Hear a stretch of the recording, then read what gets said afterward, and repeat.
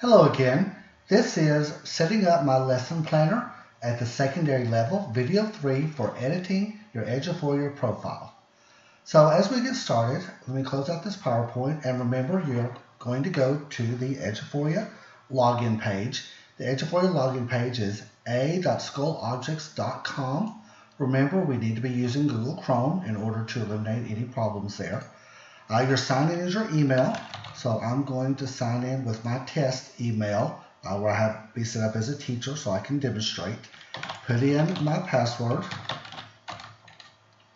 and click sign in.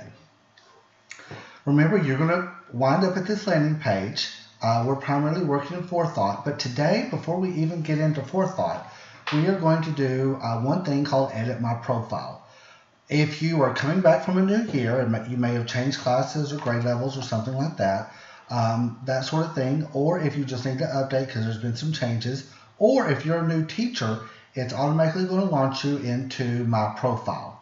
So if you're already in Eduphoria, you'll click on My Profile. If you're a new teacher, it's automatically going to come up to this if you've just been entered into Eduphoria. You can see my first name is Awesome, my last name is Teacher.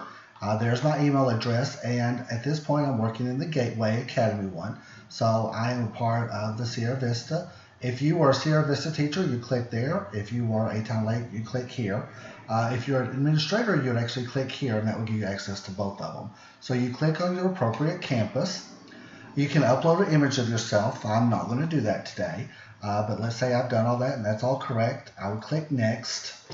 I'm going to identify who I am, my teacher, paraprofessional, principal, vice principal, superintendent, assistant superintendent, or other. Your other would be like your PSP or any other people you have coming on to campus that would be contractual.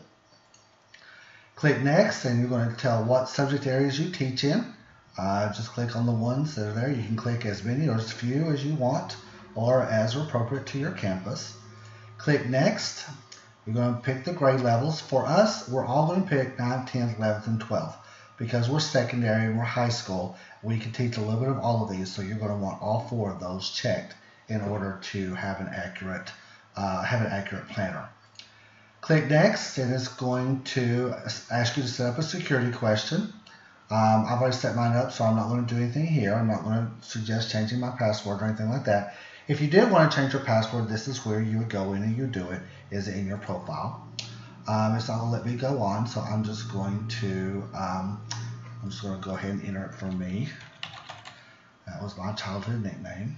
So click Next, and then it's going to ask, is this your first year to teach on the campus where you will be appraised? For some of you, the answer may be yes if you're a new teacher. If you were here last year, then the answer is going to be no.